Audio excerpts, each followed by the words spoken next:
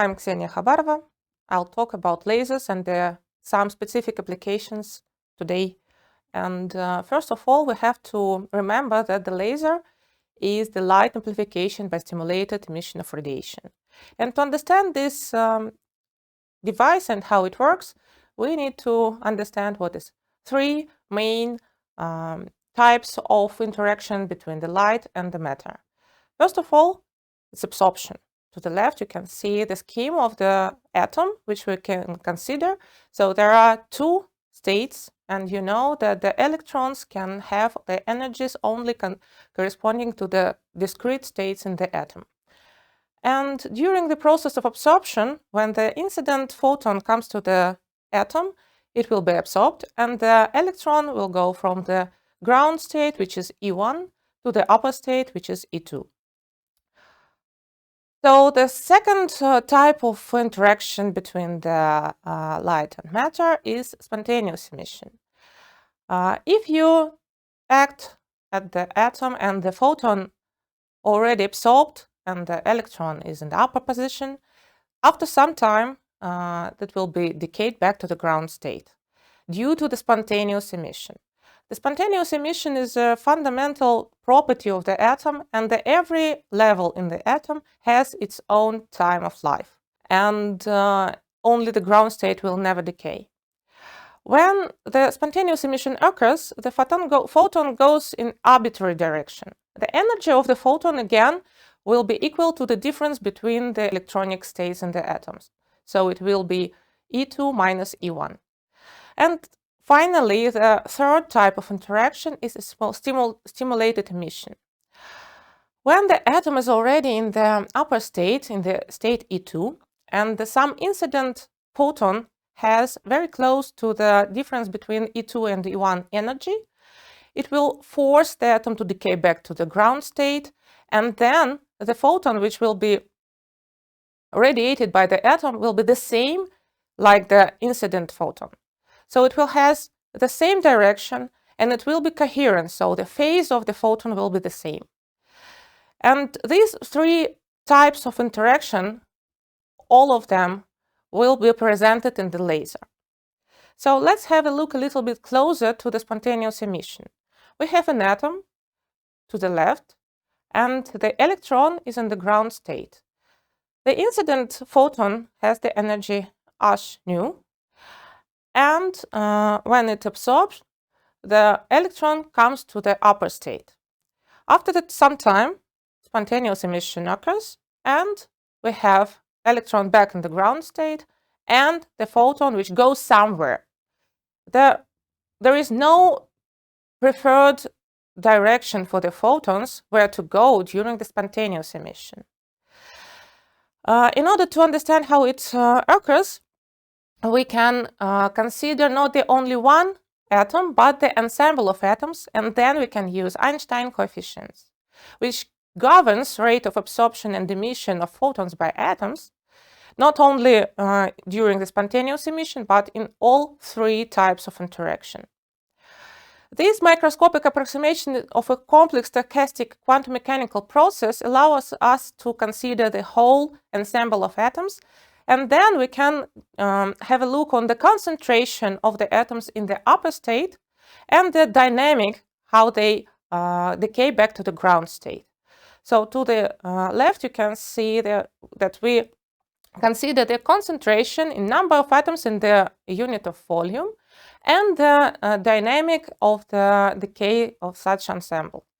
So on the graph, you can see that the concentration of the atoms in the upper state will decay by exponential law with some characteristic time, tau, which is intrinsic to the transition. And the coefficient A21, which is written there, is the Einstein coefficient for spontaneous emission. Then we can write down an equation which describes this process.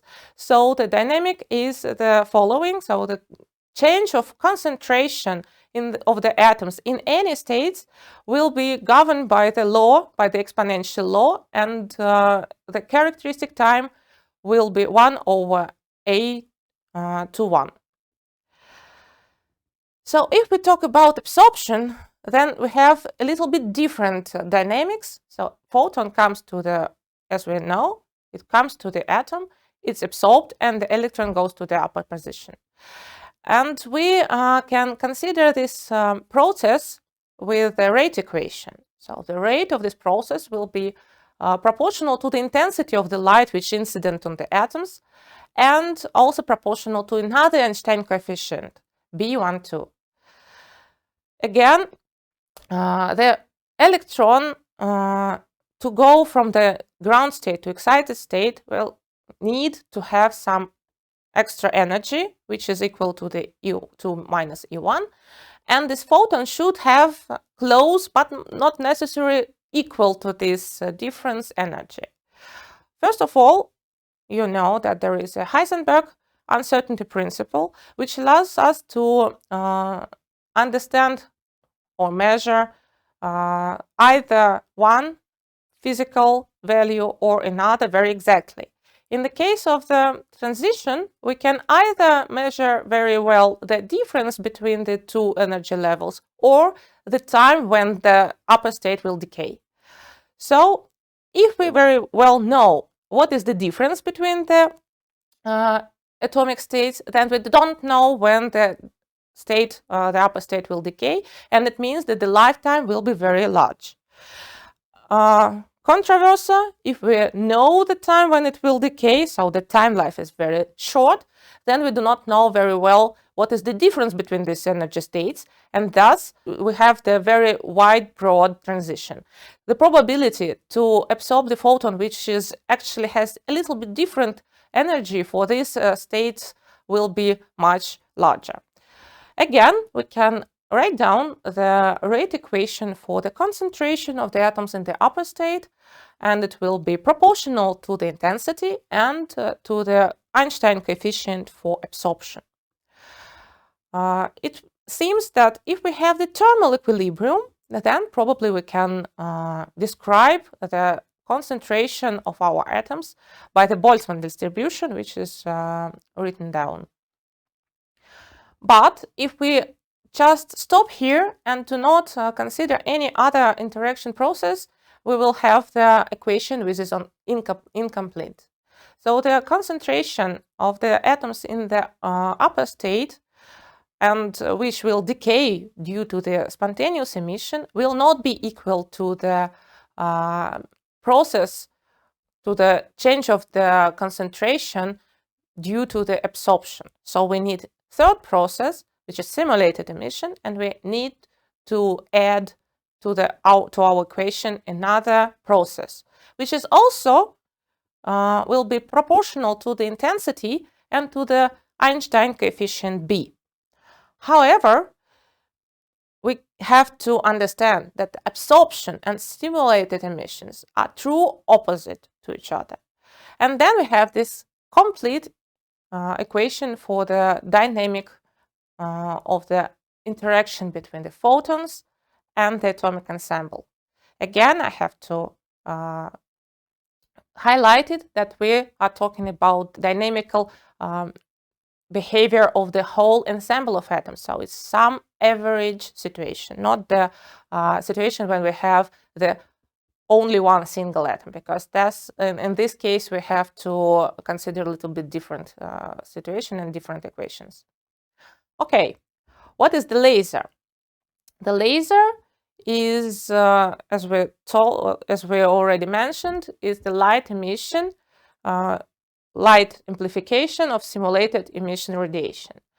And in order to understand how it works, we will have a look on this short video, which is also quite good for understanding what happens. So we have an atom which is in the upper state, so it's excited, and some photon strikes this atom, and then we have two unidirectional photons which go in the same direction, in the same phase. In the laser, in order to have a gain, so we have to amplify it, we need an ensemble of atoms, which are, most of them should be in the upper position, because then using the resonator, we can collect the photons in the resonator and then have a lot of photons of the same intensity, of the same phase, and which will go in the same direction. So first, we need amplifying medium, something like atoms, ions, crystals. Some pumping process which will produce the inversion population, so that most of the atoms should be excited. In this short video, we didn't see the absorption process, which also occurs even if we have the already inversion population, because it's not the 100% of the atoms in the excited states.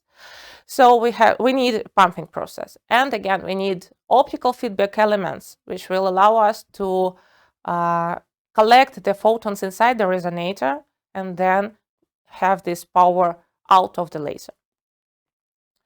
Okay, first of all, laser resonator. How to make a resonator? As we saw from the video, it can be just two mirrors. These mirrors may be produced different ways, but anyway, it's mirrors. And then we can understand that in this resonator, only some special modes, some special frequencies of the waves will survive. So for the resonator, the first wavelength which will survive in such resonator will be equal to 2 times of the length of the resonator. So the second one will be 2 times the wavelength, and so on. And the frequencies, they new with number n, calls or named normal modes. And it would be very nice to have such a picture where we see how it's distributed, and the difference between the frequencies correspond to the C over 2 times L, and it means that how many times the photon will come from the one mirror to another. Even for the atomic ensemble, there are some losses. So the mirrors can absorb, they can scatter, so we have some losses, and thus we have to consider it with our equation. And the losses for the resonator can be measured by the width of the mode of the resonator. And this spectral width of the mode proportional to the losses which occurs in the resonator. And we can understand quite simply that to make an oscillator for the laser, we need a resonator with low losses and some means how to overcome these losses. So second, we need to have an amplification.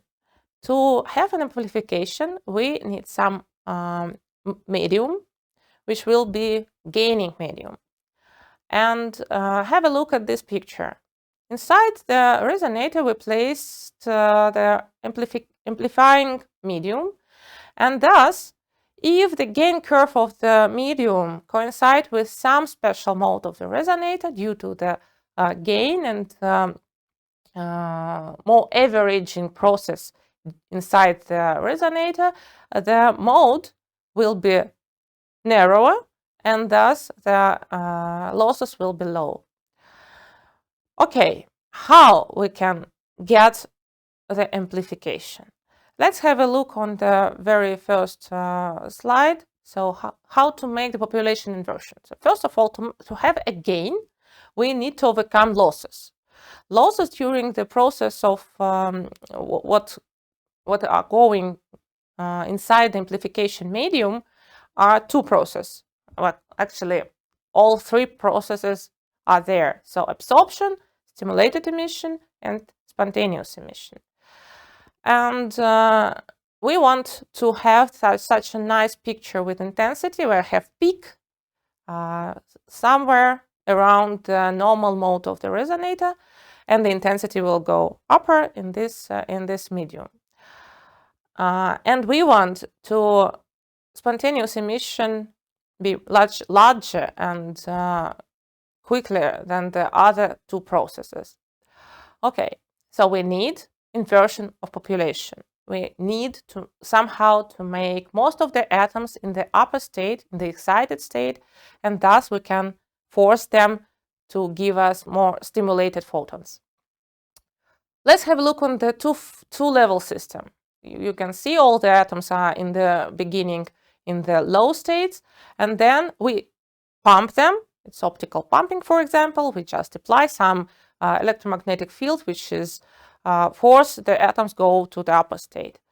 First, some of them goes up, and more of them still are in the ground state. But then, after some time, we can see that half of the atoms are already in excited state, but half of the atoms are still on the ground state. And for this particular case, doesn't matter how much pump we will go, doesn't matter how much power we will give to the system, it will be transparent because two processes will be of a same rate. Absorption and stimulated emission will be equal. So for the two-level system, there is no way to make the inversion population. What we can do in this case? How we can get gain? We can go to the three-level system. And it's very nice and smart decision, because if we have some third level, which was actually empty in the beginning, but this level will be populated during the decay of the upper state, what we used to pump. So we apply the pumping to the ground state, and most of the atoms go to the upper state, which is characterized by the concentration N3. And then, after this pumping, all the atoms from the N3 state goes to the lower, but not the ground state. They will go to the state N2. And then we can write down very nicely two rate equations which will govern the concentration of the atoms in the upper state N3 and the medium state N2. We denoted the WP as a probability of the photon to excite the atom to the state with population N3. And we also use here the time of life for the E3, the upper state, and the medium state, which is 2. Here we also have these two rate equations. N3 changes with time, proportional to the processes which will occur during pumping. And again, the concentration of the level 3 will be decaying with time tau 3. It's the time of life for the E3 state. The concentration of the atoms in the medium state N2 will be also governed by the two processes. So it's growing of the population during the spontaneous emission of the E3 level and the decaying back to the ground state. So if we want to have a population inversion, we have to ask the atom to be good, and the concentration E3 over N2 should be less than 1. So it means that to make a laser, the upper state for the pumping should decay very quickly to the medium state E2, and the state E2 should not decay back to the ground state, because we want to force the atom to emit the stimulated photons. So when we somehow force it, so some random photon goes to the mode of the resonator, like we saw in the video, and it will hit the atoms which are excited and force them to go back to the ground state. All the photons that will be emitted in this case will be the same. They will have the same phase and they will have the same direction. And we, have a profit. So let's have a look at some light properties. First of all, all of us, we know that laser light is monochromatic. What it means? So it means that we have some particular color of the laser. But it's not only the color. If we just consider spectral lamp, it will also have quite nice color. And the line width in spectral regime will be also very narrow. It's approximately 1/10 of the angstrom. And it corresponds to the 10 gigahertz in the spectral range. Considering these two sources like laser and spectral lamp, again, from the point of view of a human eye, we will not distinguish which is more monochromatic. If we use the prism and try to have a look at the spectrum using the prism, we will see that if we have the sunlight, it will be a nice rainbow, and if there is a laser source, it will be only one color and it will be just refracted. However, spectral lamp will be larger in spectral range than a laser because the line width of the laser can be as small as microhertz.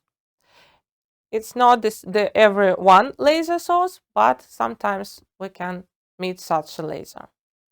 So the laser has very narrow line width, but again, it's not a delta function, and it's very important because let's have a look at a very nice example. Here on the picture, you can see a perfect sinusoid, which continues from -infinity to +infinity in time. And if we have the Fourier transform, we will see that it corresponds to a delta function.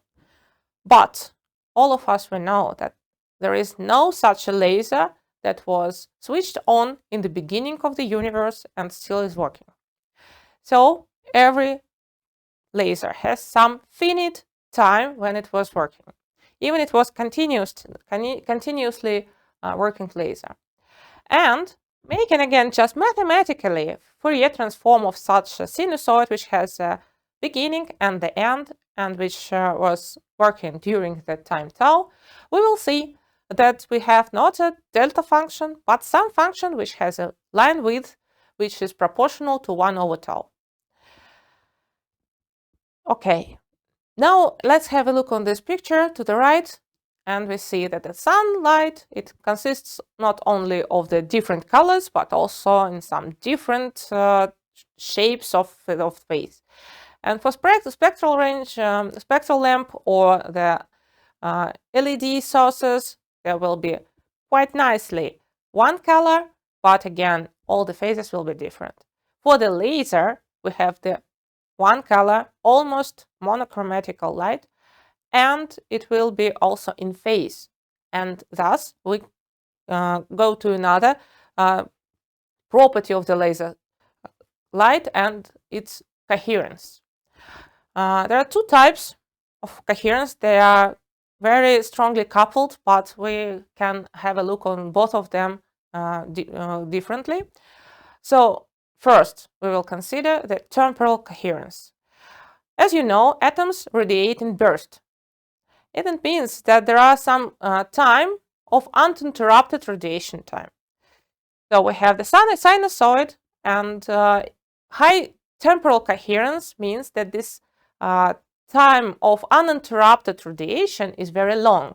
And then it means that in spectral range, the line of the laser is very small. And from the temporal coherence point of view, we can predict amplitude and the phase at any time at a given position. Let's have a look on this experiment, which you all know. This is Michelson interferometer. So the incident beam goes from the left to the half transparent mirror, and we have two arms. One of them is fixed and another one we can move. And on the back side we have a screen. And then we can see the interference pattern, which comes from the fact that all these two fields will come with some difference in optical path. And if the light is temporally coherent, we will see very nice contrast interference pattern. To measure the temporal coherence, we can use visibility, which is E intensity of the maximum minus intensity of the minimum over sum of these two intensities. To the left, you can see the formulas just to describe how it occurs in the optical paths. Okay, another type of coherence, so it's a very important property of the laser light, it's a special coherent. As I told, they're coupled, and in this time we can predict amplitude and the phase at any position at a given time. So we just fix the time, and we know everywhere what is the amplitude and the phase, even if we have a big difference in the position in the space of the points. Okay, infinite special coherence is impossible again.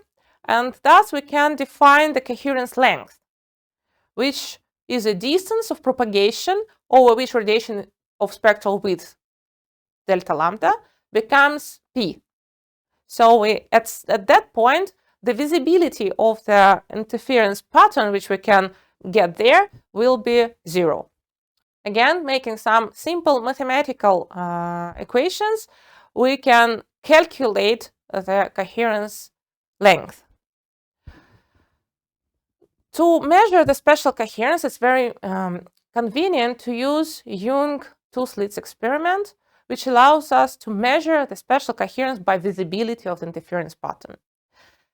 Have just one note that for the special coherence, we can make the interference pattern even for the incoherent from the beginning light. Let's say we have a lamp and very, very tiny two pinholes, and then just making a limit of the special part of the wavefront, we can also get the interference pattern, but it will be really very, very tiny holes, because we have to somehow limit the fluctuations of the wavefronts and of the light.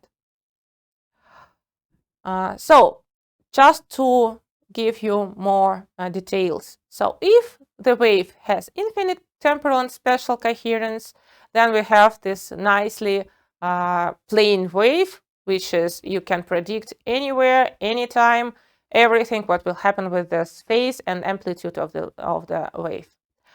If it has infinite temporal coherence but finite special coherence, then we have the middle picture, and here we can predict at any time everything what will happen, but we don't know what will be going with the wave in different positions.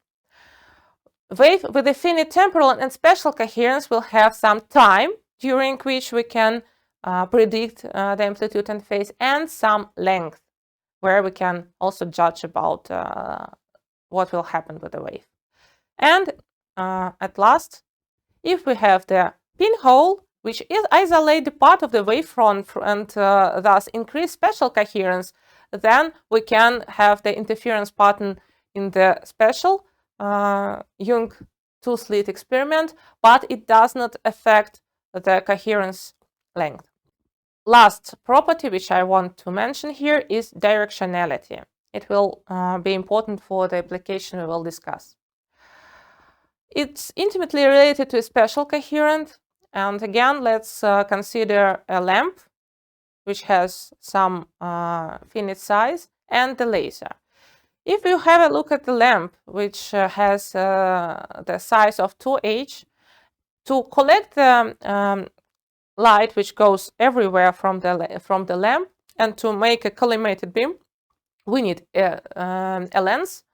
And let's say that lens has the focal length f, and then you can see we collect the light which goes from the lamp, but part of them we will always will lost it.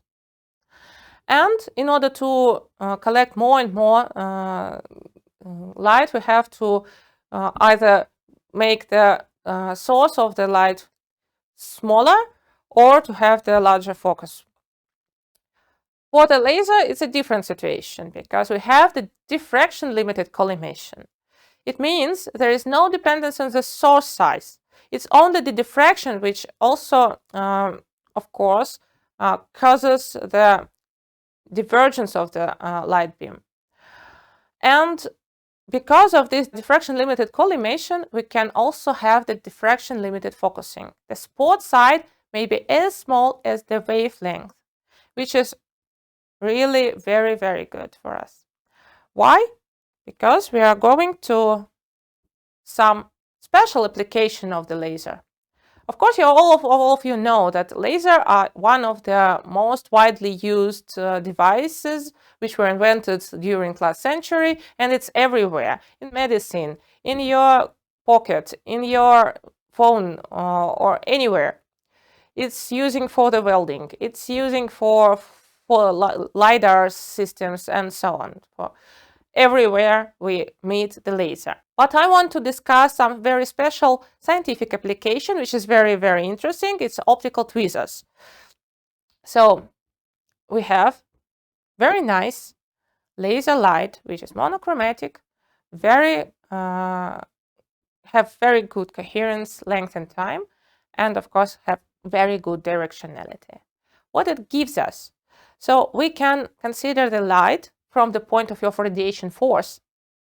So the radiation force which exerted by light on matter stems the conservation of electromagnetic momentum during the scattering process. So we have to remember that actually photon, also it has no mass, it still have momentum.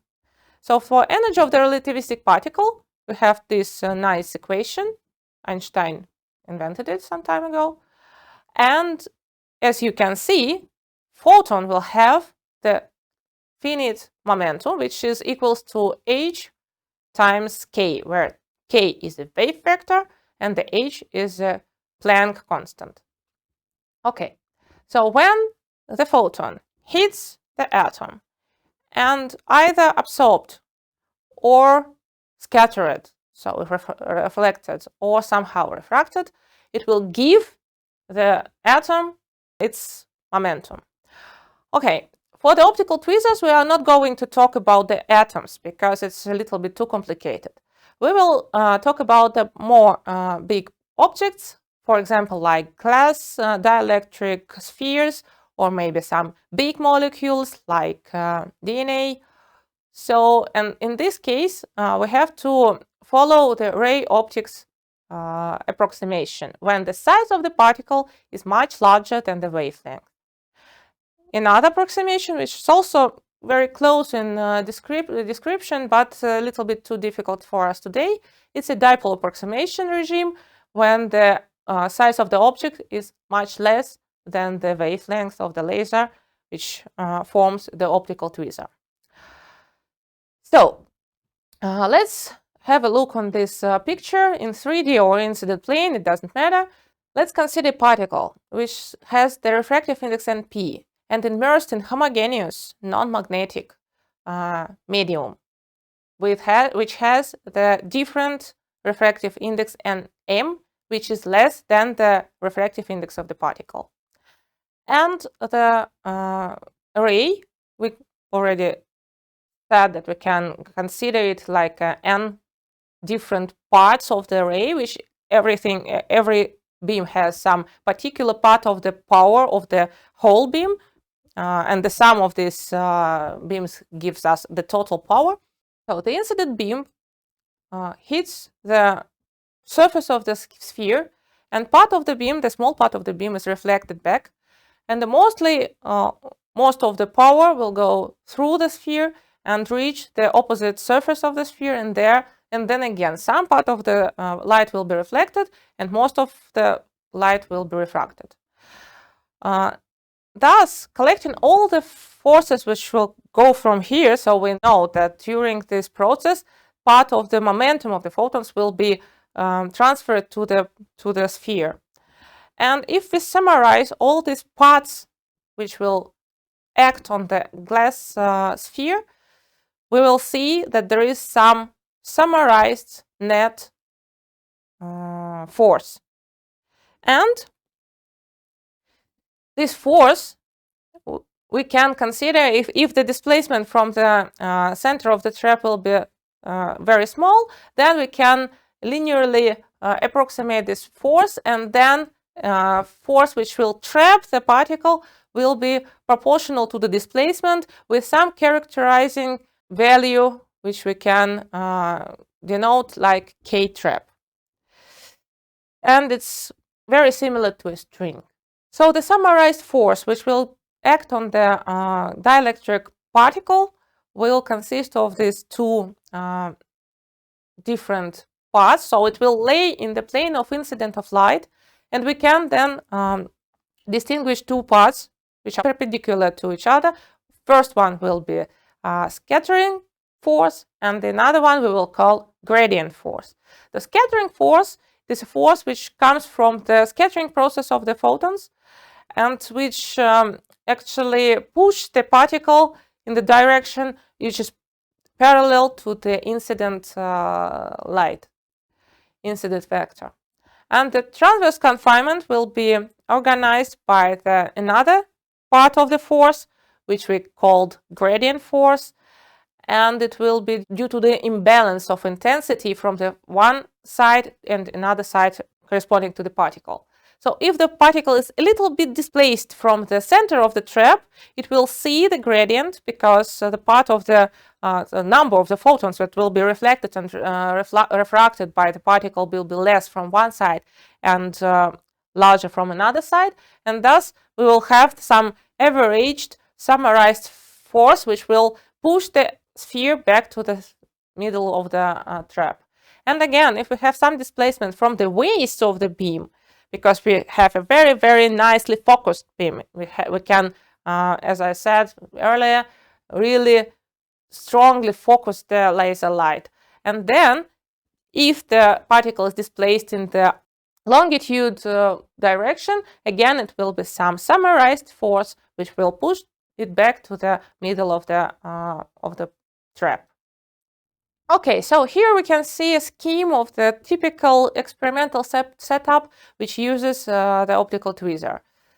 Size of the particles which can be trapped differs from 1/10 of the microns to tens of microns. The environment medium may be water or something else, maybe air, and actually we can move inside the water the particle on the distances from 20 to 30 microns per second. So it's very nice device to move the particles if we want to do something with them. Again, I didn't say it before, the particle should be transparent to the light of the trap. But we know that most of the biological objects are more or less transparent for infrared light, and thus it's very convenient. And if we have a trap and we want to do something with molecule, for example, maybe with a very large molecule, we can cut it in two with another laser, for example, doubled in frequency, which is already not transparent. The particle is not transparent for the doubled frequency of the laser of the trap, for example. Again, if we have not a spherical particle, then we can force it not only just be trapped, but it can be also like a windmill, and it can rotate because of the act of the electromagnetic wave. And rotational speed may be very, very high. Now let's have a look at some examples how we can use the optical tweezer. So here we can see that some sphere is trapped in the optical tweezer, and to this sphere attached the kinesin molecule, which also touches some cell base. This kinesin molecule can work on the cell base, and thus it pulls the sphere. It pulls the sphere, and it allows us to follow its movement over the base. Finally, when the distance of displacement of the sphere is quite large and the force starts to be really big for the kinesin molecule, and it cannot overcome it, and then sphere comes back to the beam center, and thus we can measure a molecule force. Another nice example is the creating of chimeric embryo. This video will show us how it happens. So, using the laser, we open a zone of pellucid in mouse embryo in the morula stage. Morula means that it's still not a blastocyst, like it has a very nice surface and the empty area inside. Morula has something inside it. Okay, now using the tweezer, we introduce embryonic stem cells marked with a green fluorescent protein into the zone of pellucida for contact with the original embryo without the green fluorescent protein. And then we will just wait. If everything is fine, then green cells will be integrated into the embryo and multiple there. So this is a very accurate process and it's quite fast. You can see it's the force which we have here. So the power of the optical tweezer is really impressive. Without any damage, we can introduce inside the embryo new colored parts of the molecule.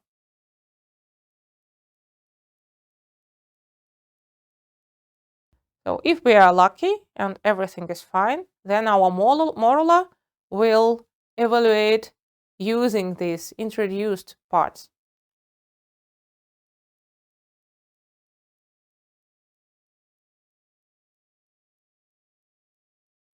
So here you can see the result of this experiment.